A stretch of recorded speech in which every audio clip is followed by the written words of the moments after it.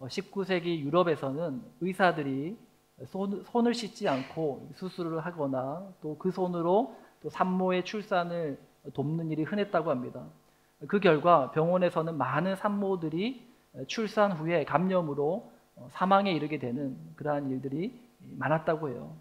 그러다가 이제 헝가리 출신의 의사 이그나즈 제멜바이스라는 사람이 한 가지 놀라운 사실을 발견했습니다. 의사들이 부검실에서 출산 병동으로 진료하러 갈 때 그 과정에서 보이지 않는 많은 병균에 감염되고 또 그것이 손을 통해서 환자에게 전염된다라는 것이었죠.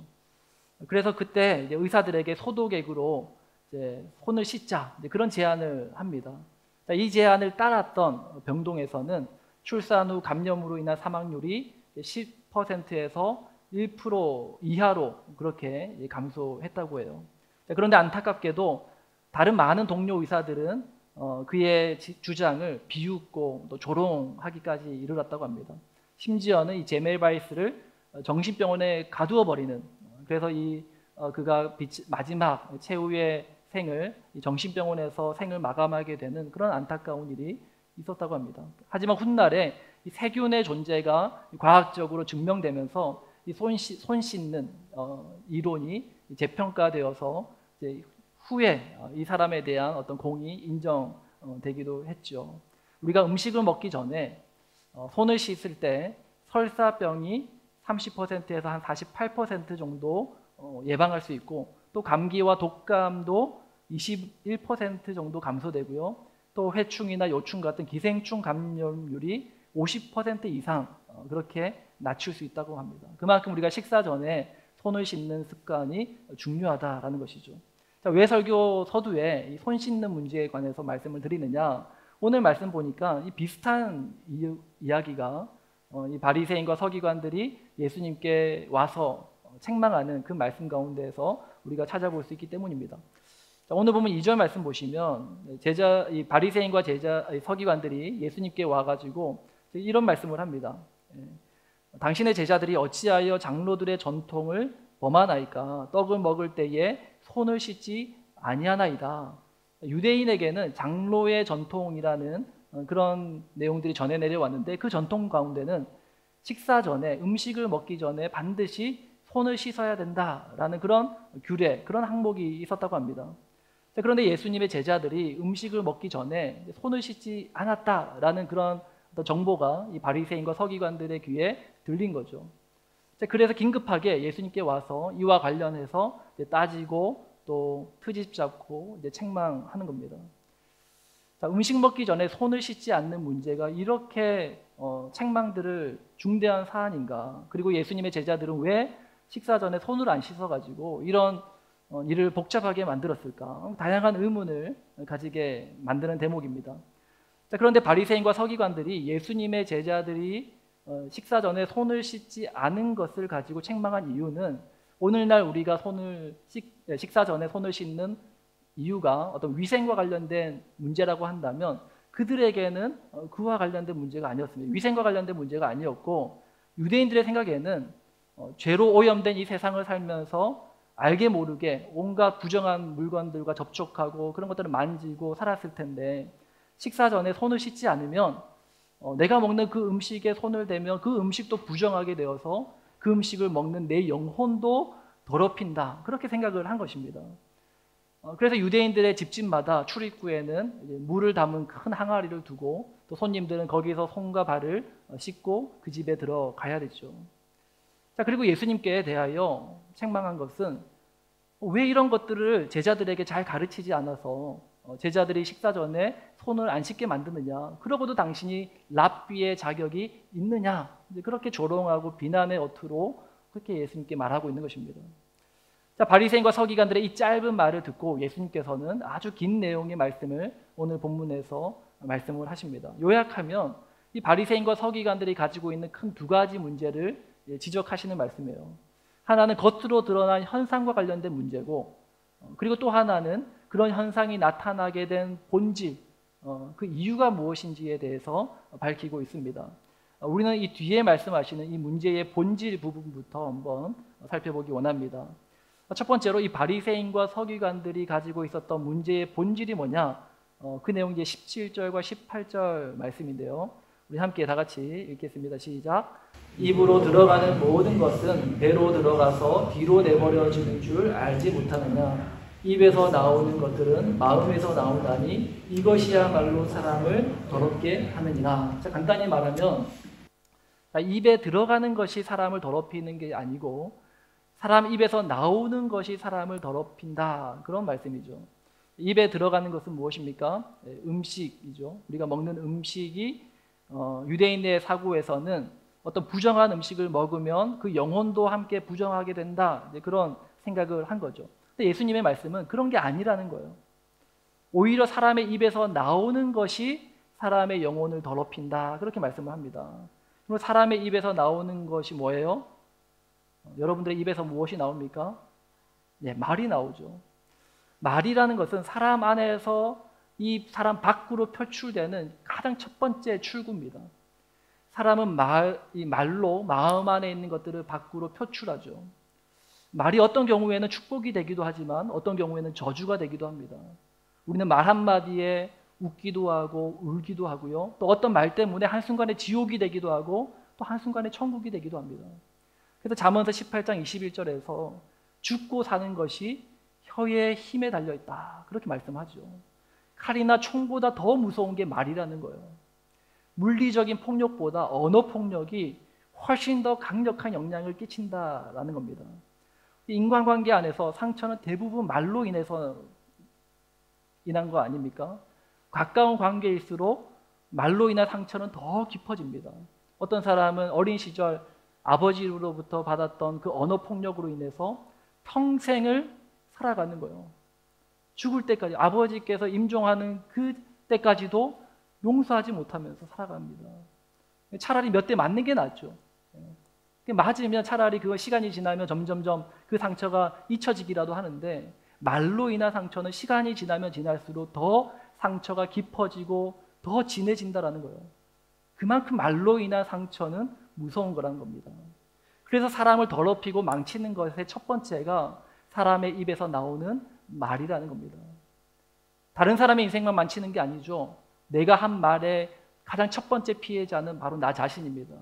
한 여류 시인이 그런 시구를 읽는 것을 봤습니다. 언젠가 내가 발음한 단어들이 나를 그곳으로 안내할 것이다.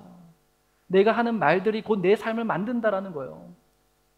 하나님도 동일하게 말씀합니다. 민수기 14장 27절 28절 말씀 보시면 나를 원망하는 이 악한 회중에게 내가 어느 때까지 참으랴. 이스라엘 자손이 나를 향하여 원망하는 바 그 원망하는 말을 내가 들어노라.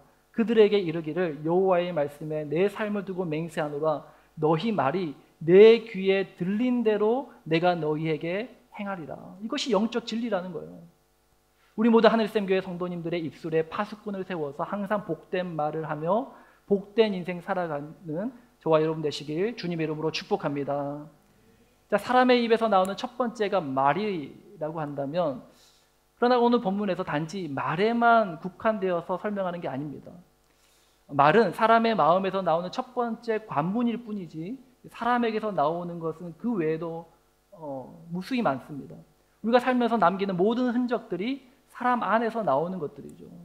그래서 오늘 본문과 병행 구절이 마가복음에서는 좀 더 폭넓게 이 말씀을 표현하고 있습니다. 마가복음 7장 16절 말씀 보시면 이렇게 표현을 하죠. 사람 안에서 나오는 것이 사람을 더럽게 하는 것이니라. 마태는 입에서 나오는 것이 사람을 더럽게 한다 이렇게 표현을 했다면, 마가는 좀 더 폭을 넓혀서 사람 안에서 나오는 것이 그 사람을 더럽게 한다 그렇게 말씀합니다. 자, 그리고 그 사람에게서 나오는 것이 구체적으로 무엇인지를 오늘 보면 19절에 상세하게 기록을 합니다. 19절 말씀을 함께 읽습니다. 시작. 마음에서 나오는 것은 악한 생각과 살인과 간음과 음란과 도둑질과 거짓 증언과 비방이니. 그러니까 예수님께서 지적하시는 이 바리새인과 서기관들의 문제의 본질이 뭐냐? 그들의 문제는 단순히 어떤 먹는 문제나 또 그들이 말을 좀 실수하는 그런 문제가 아니라 그들의 존재 자체가 부정하다라는 말씀을 하시는 거예요. 너희 존재가 부정하기 때문에, 너희 존재가 죄 덩어리이기 때문에 너희로부터 나오는 것은 온갖 더러운 것뿐이다 라고 직격탄을 날리시는 거죠. 유대인들은 생각했습니다. 세상이 죄로 오염됐고 우리는 그런 오염된 세상에서 구별된 거룩한 하나님의 백성들이야. 우리가 세상과 접촉하면 우리도 죄로 오염될 수 있으니까 우리는 우리의 거룩함을 잘 씻어 정결하게 유지하자. 그렇게 생각을 했습니다. 그런데 예수님은 그게 아니라는 거예요. 죄로 오염된 세상에 너희가 접촉해서 더럽혀지는 게 아니라 너희 존재 자체가 더러운 존재고 너희 존재 자체가 죄 덩어리고 너희가 도리어 세상을 오염시키는 것이라고 그렇게 말씀하고 계신 겁니다. 유대인들은요, 레위기서에 기록되어진 이 정결법, 정결한 것과 부정한 것들을 나누는 그 규례를 완전히 잘못 이해하고 있었던 거예요. 분명히 성경에 그런 말씀들이 있습니다. 너희가 먹어도 되는 음식이 있고 너희가 먹어서는 안 되는 음식이 있다. 뭐 곤충이나 동물이나 뭐 어떤 식물이나 이 모든 것에 대해서 정결한 것과 부정한 것을 나누세요. 왜 하나님께서 이 부정한 것과 정결한 것을 나누고 그것들 너희가 구별해서 먹어라 말씀하신 걸까요? 그 의도가 무엇입니까?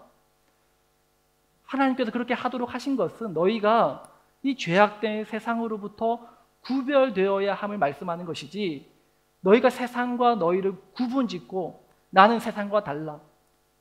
차원이 달라. 그렇게 자기와 세상을 구분짓는 행위가 아니라는 거예요. 구별되는 것과 구분하는 것은요, 차원이 다른 문제입니다. 성경은 우리에게 세상의 소금이요 빛이라고 말씀하세요. 세상의 소금과 빛은 세상과 나를 분리시키고 세상과 나를 구분하여서 살아가는 존재들이 아닙니다. 오히려 세상에 들어가서 그 구별됨의 정체성을 가지고 세상을 변화시키는 것이 세상의 소금이요 세상의 빛의 역할이다라는 것이죠. 우리는 교회 밖에 살아가는 사람들보다 나은 것이 일도 없어요. 우리나 그들이나 기본값이 똑같다라는 거예요. 우리는 단지 이해할 수 없는, 이해되지 않는 하나님의 무한한 은혜를 받은 자들일 뿐이고 그 은혜가 큰 거지 우리가 뭐 대단해서 그 은혜를 받을 만한 자격이 있어서 받은 게 결코 아니라는 말씀입니다. 바리새인과 서기관들이 놓친 사실이 바로 이거라는 거예요. 그들이 자신들이 정한 율법을 그 규례들을 어김없이 잘 지키고 있고 우리는 하나님 잘 믿고 있고 하나님 잘 예배하고 있다 그렇게 생각했습니다. 그런데 예수님은 그들의 신앙이 첫 단추부터 잘못 깨어졌다고 그렇게 지적하시는 거죠. 자, 그러면 그와 같은 결과로 나타나는 현상에 대해서 예수님이 지적하시는 게 이 바리새인과 서기관들의 두 번째 문제입니다. 그 존재 자체가 부정하기 때문에 그들에게서 나오는 현상이 무엇인가? 이제 8절 말씀인데요. 우리 8절 말씀을 한 목소리로 읽겠습니다. 시작. 이 백성이 입술로는 나를 공경하되 마음은 내게서 멀도다. 바리새인과 서기관들이 입술로는 하나님을 예배하고 하나님을 찬양하고 하나님을 공경하지만 그들의 마음은 엉뚱한 데 있다고. 그들의 말과 마음이 완전히 분리되어 있음을 지적하시는 말씀이죠. 그 구체적인 예가 뭐냐? 4절부터 6절에서 말씀하는 그 예를 들면서 너희의 문제는 바로 이거야 라고 말씀하시죠. 그런 겁니다. 내 부모를 공경하라. 이 말씀은 10계명 제5계명에 기록된 하나님의 분명한 말씀이에요.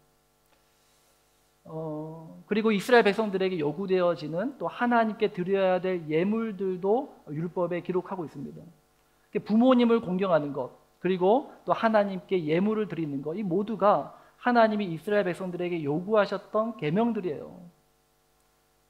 자, 그런데 예수님 시대의 유대인들 중에는 자신들의 그 물질 가운데 자신들의 재산 가운데 하나님께 드릴 것을 미리 작정하고 구별해 놓을 수 있는 제도가 있었어요. 그것을 이제 마가복음에서는 고르반이라는 단어를 쓰면서 그런 이름을 가지고 이제 자신의 재물 가운데 하나님의 것으로 구별했다. 이제 그렇게 표현을 합니다.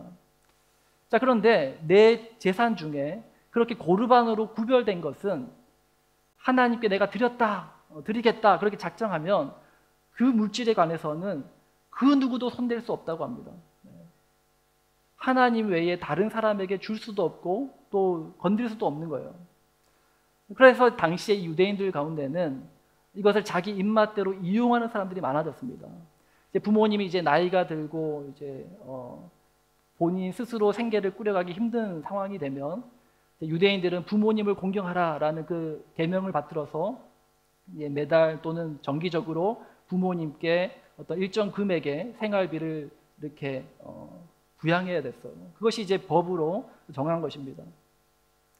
그런데 유대인들 가운데는 그 재물을 부모님께 드리지 않으려고 미리 고르반이라고 하나님께 이 재물을 바쳤다고 그렇게 작정해 버리는 거예요. 그렇게 되면 하나님께 내가 이 드린 것을 작정했기 때문에 부모님을 공경하는 것에 대한 책임을 물지 않아도 된다라는 그런 장로의 규례를 만들어 버린 거예요.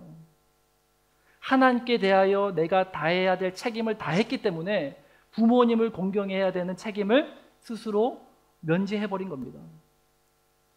이들의 문제는 무엇입니까? 하나님의 계명을 지키는 데 있어서 이 장로의 정통이라는 이름하에 자기 선택적 편향된 모습으로 하나님의 말씀을 지키고 있더라는 것입니다. 오늘 우리에게 적용하면 이런 겁니다. 예수님께서 우리에게 명령하신 큰 계명 두 개가 무엇입니까? 하나님을 사랑하고 내 이웃을 내 몸과 같이 사랑해라. 우리는 열심히 하나님을 사랑하고 또 내 이웃을 사랑하려고 애를 쓰죠. 자, 그런데 문제는 이웃을 사랑하는 것에 있어서 누가 나의 이웃이냐를 결정함에 있어서 내가 사랑해야 될 그 이웃을 나의 주관적인 입장으로 내가 선택한다라는 거죠. 예수님께서는 선한 사마리아인의 비유의 말씀을 통해서 강도 만난 자의 이웃이 누구냐? 라고 물으시죠. 자비를 베푼 사마리아인이 강도 만난 자의 이웃이다. 그렇게 말씀합니다. 근데 당시 유대인들에게 있어서 사마리아인은 이웃의 범주에 끼지 못했어요. 유대인들은 사마리아인을 이웃으로 생각하지 않았다는 말입니다. 유대인들에게 사랑해야 될 이웃은 누구였습니까? 자신들의 혈통, 같은 유대 민족들. 그 안에 국한되어 있었다라는 것입니다. 우리는 우리가 사랑하고 싶은 사람을 사랑하면서 예수님께서 말씀하셨던 내 이웃을 내 몸과 같이 사랑하라는 그 계명을 내가 잘 지키고 있다. 스스로 자기 만족하며 살고 있다라는 거죠. 나와 성격이 잘 맞는 사람을 만나서 커피도 사주고 음식도 사주고 선물도 사주면서 내가 이웃 사랑을 실천했어. 그렇게 스스로 위안을 삼는 겁니다. 그러니까 지지난주에 우리 가정교회 세미나 하면서 제 개인적으로 가장 좀 마음에 와닿았던 하나의 메시지가 있었는데 그 하나를 꼽으라면 한 사람에게 관심을 가지는 교회가 되자라는 그런 메시지였습니다. 여러분, 우리가 관심을 가져야 될 한 사람은 누굽니까? 공동체 안에서 자기 힘으로 제대로 서지 못하는 사람을 의미하는 겁니다. 구약 성경에서 하나님이 계속해서 유대 백성들에게 말씀하신 것이 무엇입니까? 고아와 과부와 이방인들을 돌아보라. 그들을 살피라는 거예요. 그들이 너희들이 살펴야 될, 너희들이 챙겨야 될, 너희들이 세워야 될 그 한 사람이라고 말씀하시는 겁니다.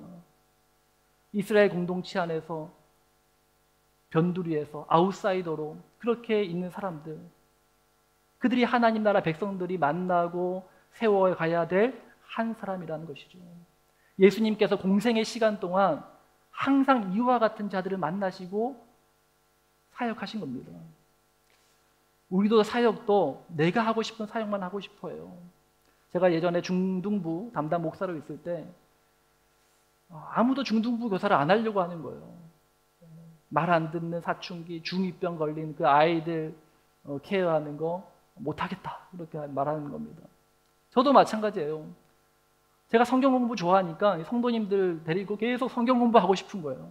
성도님들의 활동적인 거 축구도 하고 농구도 하고 탁구도 치고 더 활동적인 걸 원하는데 제가 좋아하는 게 성경 공부니까 늘 성경 공부만 하자는 거죠. 얼마나 답답합니까? 자기가 하고 싶은 것만 하고 싶은 거예요. 제가 지난주에 광고를 드렸습니다. 앞으로 주일 오후 시간에 우리가 전 교인 성도들이 함께 또 활동적인 그런 어떤 프로그램을 계획하고 있습니다. 자, 그렇게 이제 계획을 세우고 있는 것이 이제 나가서 축구도 하고 농구도 하고 또 실내 강당에서는 또 탁구도 치고 또 그 외 레크레이션도 하고 보드 게임도 하고 그런 생각들을 그런 아이디어를 가진 겁니다.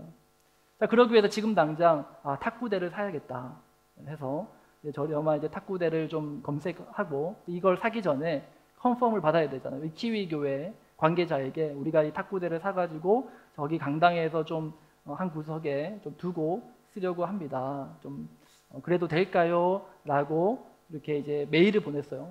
당연히 뭐 이게 큰 일이 아니고 당연히 승낙을 해줄 줄 알았는데 돌아온 대답은 보관할 공간이 없다라는 겁니다. 그 메일을 받고 많은 생각이 제 머릿속에 스쳐 지나갔어요. 서운하고 원망스러운 마음보다는 가장 먼저 든 생각은 참 미안하고 죄송하다라는 그런 마음이 들었습니다. 우리가 이곳에서 예배할 수 있도록 공간을 내어주고 많은 불편한 점들이 있잖아요. 물론 우리가 돈을 지불하고 쓰기는 하지만 함께 이 한 공간을 쓰면서 많은 부분 부딪히는 부분도 있고 어려운 부분들이 있단 말이죠. 그럼에도 불구하고 우리에겐 나가라 할 수도 있지만 나가라 하지 않고 지금 17년, 18년째 이곳에서 예배 드릴 수 있도록 한 거 얼마나 감사한 일입니까? 근데 그 감사한 마음을 너무 표현하지 못했구나 라는 생각이 드는 거예요. 어쩌면 우리 하늘샘 교회가 이 지역사회에서 할 수 있는 가장 첫 번째 이웃사랑의 대상이 먼 곳에 있는 것이 아니라 우리가 드리는 이곳, 이 세인트 폴 처치의 이 사람들, 성도님들, 그들이 우리의 첫 이웃사랑의 대상이 아닌가라는 생각이 들었어요. 우리는 그동안 우리 안에서만 지지고 볶으면서 더 열심히 사랑하려고만 했지 교회 밖에 사람들에 대하여는 사랑의 대상으로 생각하지 않았던 것은 아닐까라는 것입니다. 특별히 앞으로 이 가까운 이곳, 이 키위 교회와 더 많은 교류와 소통을 할 수 있는 우리 하늘샘 교회가 될 수 있길 소망합니다. 그러기 위해서 여러분들이 많이 도와주셔야 돼요. 여러분들이 관심을 가져 들여다보시고 또 절기 때, 우리 크리스마스 때나 추수감사주일 때 또 우리가 감사도 표현하고 같이 예배도 드리고 우리가 할 수 있으면 우리 주일학교 아이들이 또 공연도 하고 이런 활동들을 더 많이 하고 더 많이 소통하고 더 많이 사랑을 베풀길, 그런 교회가 되길 주님의 이름으로 축복합니다. 우리가 사랑해야 될 이웃은 국적이나 인종이나 종교나 또 정치적인 이념들을 초월한 세상의 모든 사람들이 우리가 사랑해야 될 대상이라는 사실을 잊지 않는 우리 모두가 될 수 있기를 주님의 이름으로 축복합니다. 자, 그렇다면 결론적으로 무엇이 바른 믿음인가? 오늘 설교 제목이 바른 믿음에 관하여인데 이제까지 예수님은 바리새인과 서기관들의 문제를 지적하셨어요.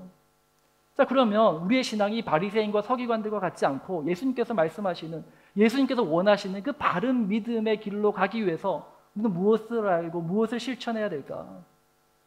바울은요, 예수님께서 복음서에서 말씀하셨던 많은 내용들을 아주 짧은 말씀들로 일목요연하게 압축 요약해서 정리하는 은사가 있었던 사람이에요.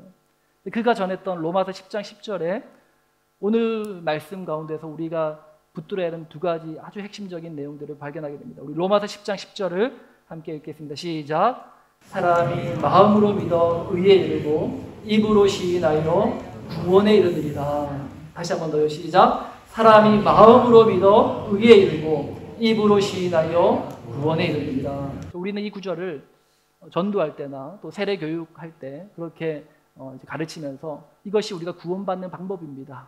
우리가 하나님의 자녀가 되는 방법이 있다면 이렇게 마음으로 믿고 또 입으로 시인하면 그렇게 우리가 하나님의 자녀가 됩니다. 또 구원 얻는 방법에 대해서 말씀할 때 이 구절을 사용하거든요.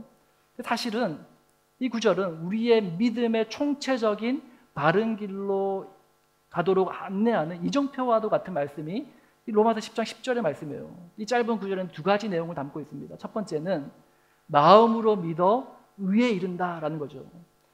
우리가 예수님을 내 마음 안으로 영접합니다. 이것을 우리는 예수님을 믿는다라고 그렇게 표현을 합니다. 예수님을 믿을 때 우리는 의에 이른다라는 거죠. 여기서 말하는 의라는 것은 우리 기준에서 의롭다라는 게 아니고 하나님이 보실 때 의롭다라는 것을 말하는 것입니다. 그러므로 우리가 예수님을 마음으로 믿으면 의로운 존재가 된다라는 거예요. 의롭게 되는 존재의 변화를 경험하게 된다라는 것입니다. 이 바리새인과 서기관들이 세상에서 더러운 것들에 접촉해서 그들이 부정하게 되는 것이 아니라 원래 존재론적으로 부정한 자들인데 그 존재론적으로 부정한 자들이 정결하게 되는 길은 단 하나밖에 없다는 거예요. 무엇입니까?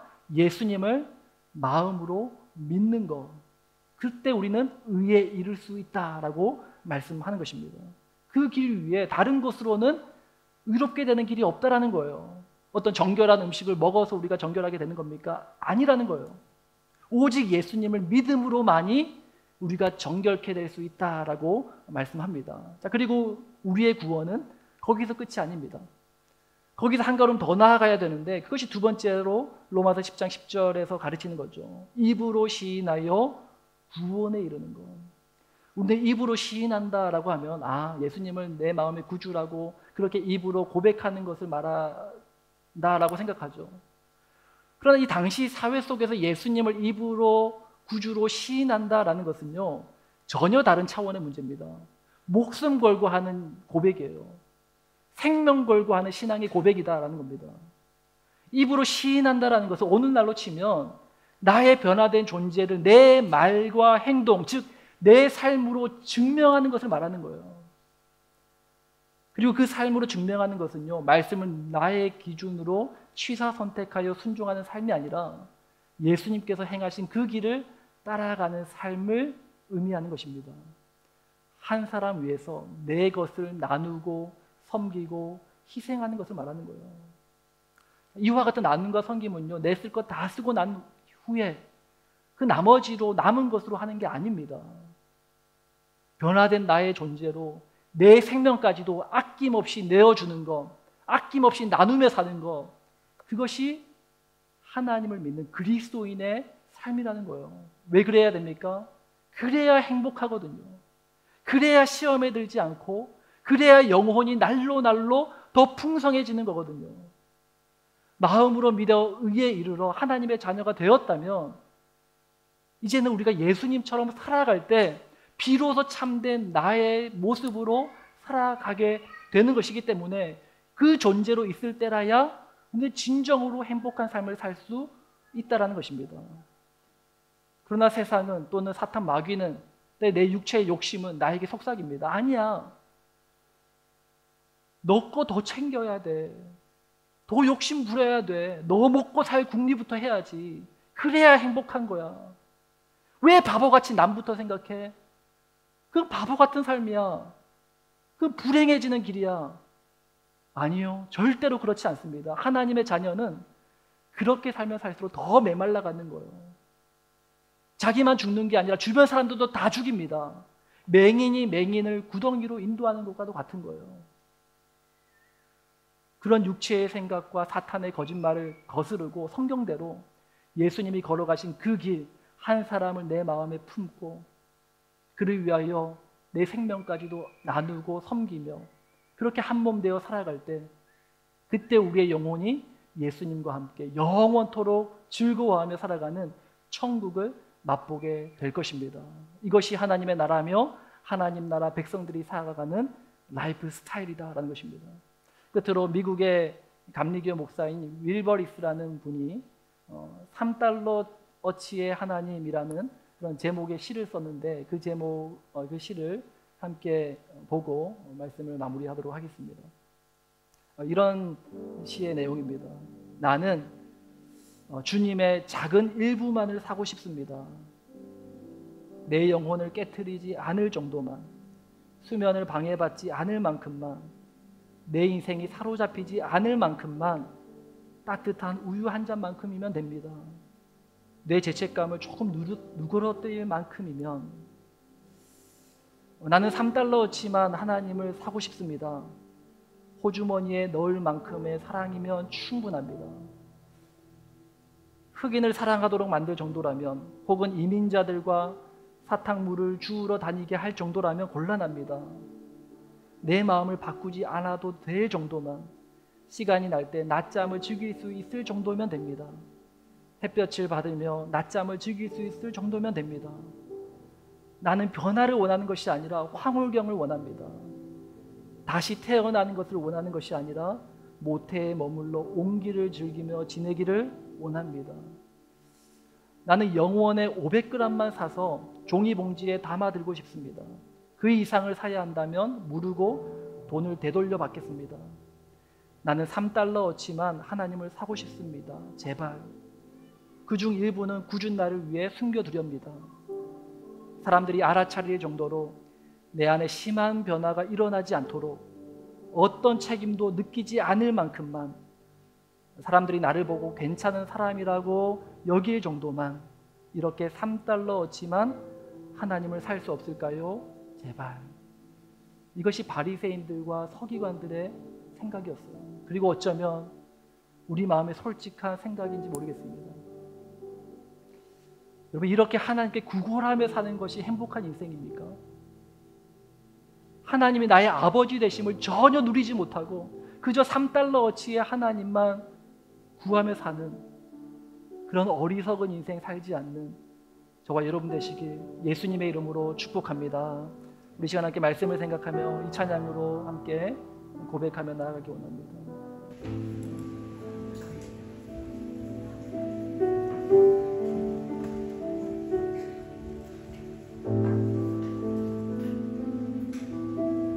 우리 찬양합니다. 주보혈 날 정결케 하고, 주보혈 날 정결케 하고, 주보혈 날 자유케 하니, 주 앞에 나 예배하는 이 시간, 나의 모든 것을 주께 드리네. 주의 손 날 위해 지키셨고, 주의 발 날 위해 맡기셨으니, 이제는 내가 사는 것이 아니요 오직 주를 위해 사는 것이라. 다시 한번 고백합니다. 주보혈 날 정결케 하고, 주보혈 날 정결케 하고, 주보혈 날 자유케 하니, 주보혈 날 자유케 하니, 주 앞에 나 예배하는 이 시간, 나의 모든 것을 주께 드리네. 주의 손 날 위해 지키셨고, 주의 발 날 위해 맡기셨으니, 이제는 내가 사는 것이 아니야 오직 주를 위해 사는 것이라. 오직 주를 위해 사는 것이라. 주의 손에 나의 손을 포개고, 주의 손에 나의 손을 포개고, 주의 발에 나의 발을 주의 발에 나의 발을 포개요. 주와 함께 살리라.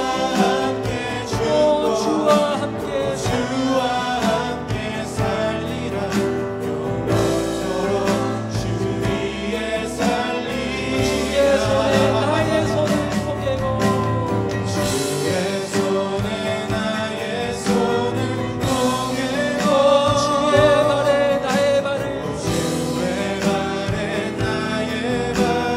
포개요. 나 주와 함께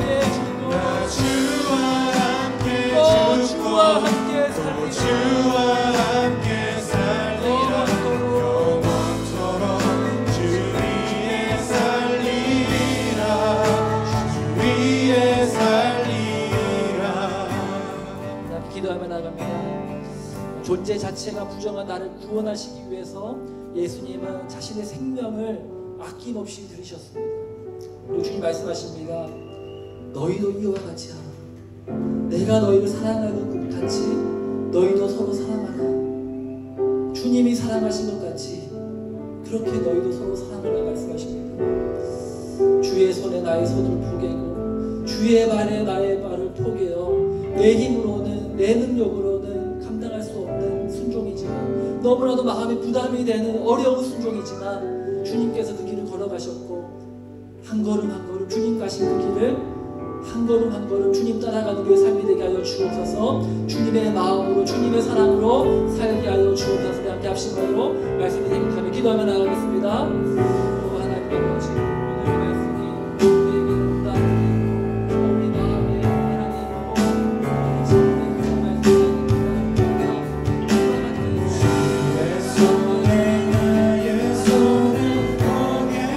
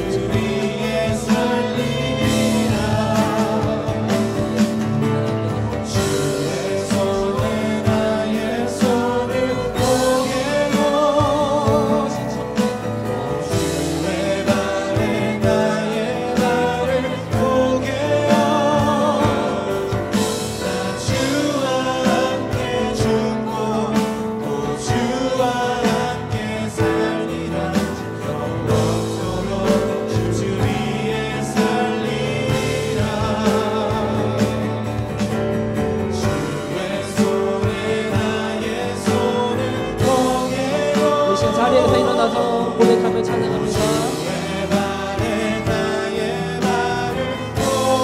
나 주와 함께 죽고 또 주와 함께 살리라. 영원토록 주 위에 살리라. 주의 손에 나의 손을 포개고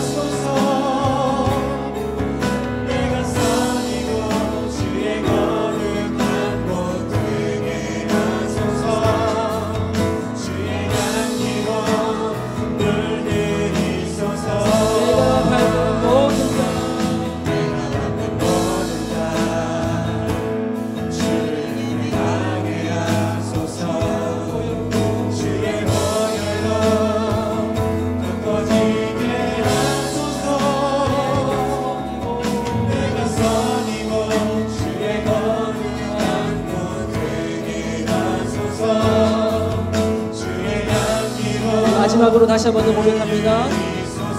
내가 밟는 곳 주를 예배하게 하소서.